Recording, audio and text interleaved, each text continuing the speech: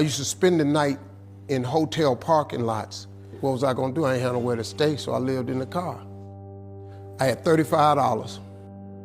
And I said, come on, God, man, I've been trying to make this dream come true. You done left me out here like this. And I was crying so hard that he just said, I didn't like hear a voice or nothing, but he spoke to me, and however he said, if you get up, I'm gonna take you places you ain't never been. Now I was finna quit. So I said, skip it.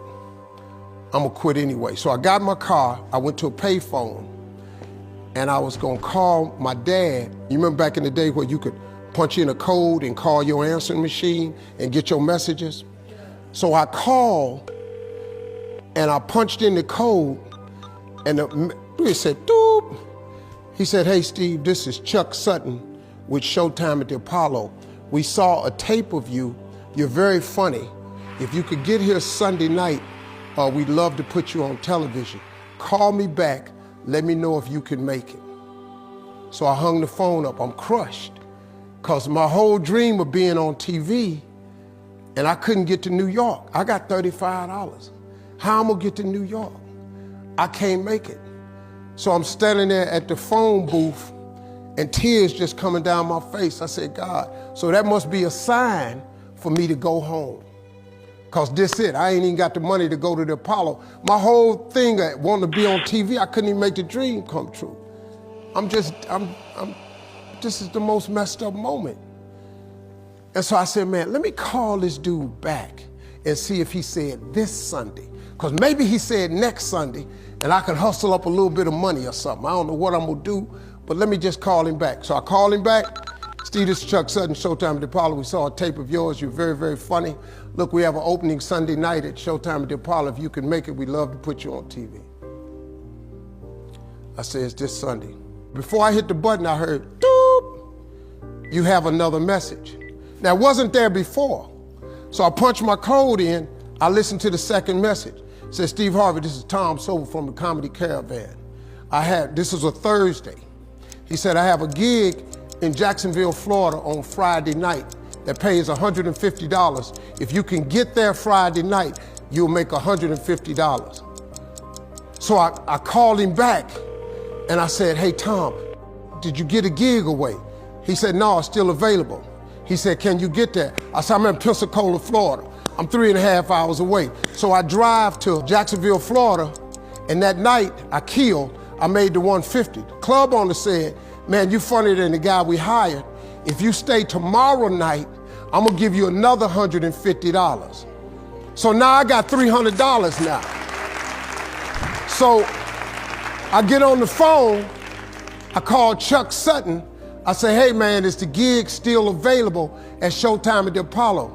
He said, well, we got one opening left. I said, I'll be there. So I called Eastern Airlines, who used to be open back then. They had a special for $99 going from Jacksonville, Florida to New York round trip. So I parked my car at the airport. I got it.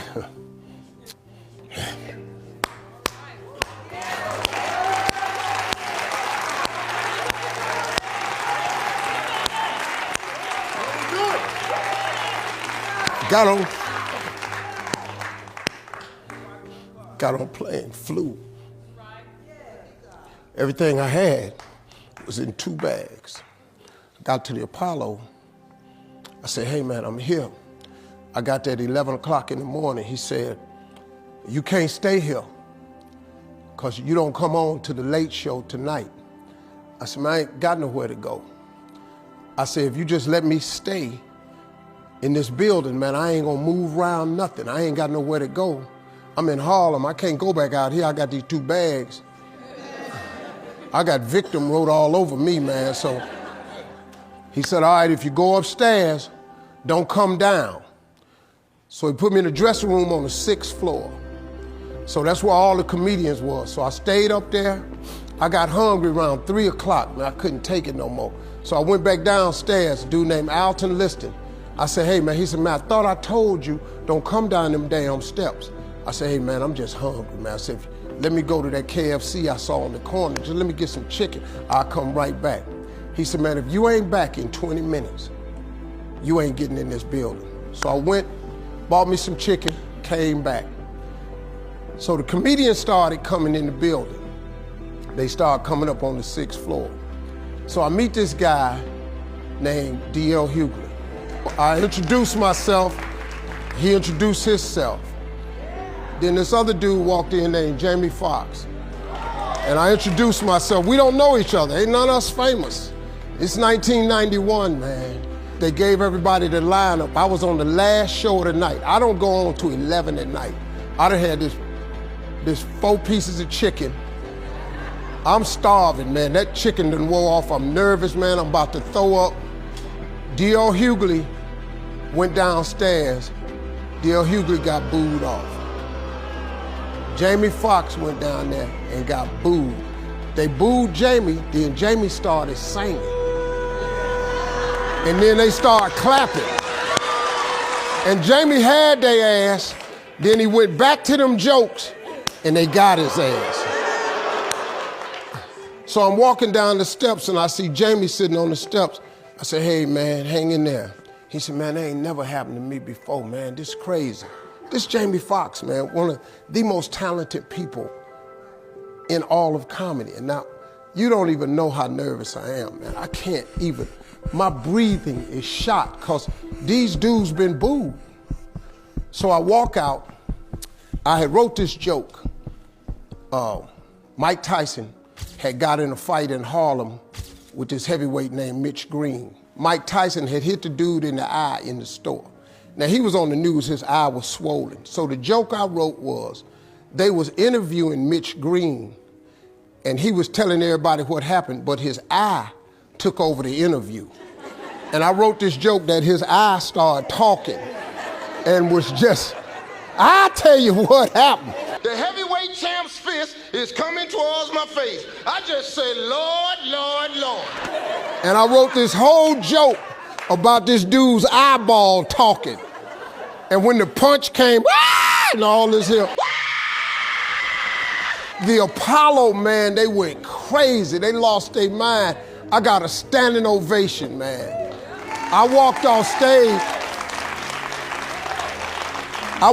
stage, man, just started crying.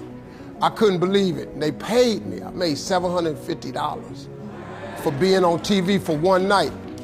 I'd never made $750 telling jokes in one night. And so that was my first television appearance. A couple weeks later, Sinbad was the host of the show. He got this job on Different World.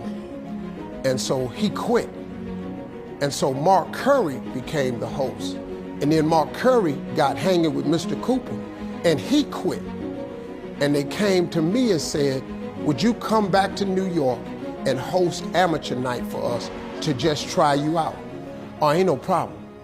And so I went to New York, I hosted Amateur Night and I was killing. But every time we went to commercial break, I was supposed to let the warm-up act take over like Ruben does. But I knew not to let the warm-up act do that because he would change the attitude of the crowd because the Apollo was a wild place. So I stayed out there. I did the warm-up and the hosting. And I created a bond with that audience.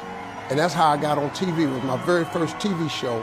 I hosted Showtime at the Apollo. I ended up being the longest running host in the history of Showtime Apollo. I did that show for 8 years. Nobody ever did it for 8 years. And that was my turn back moment. See, in your life, everybody has a turn back moment. You have a moment where you could go forward or you can give up. But the thing you have to keep in mind before you give up is that if you give up, the guarantee is it will never happen.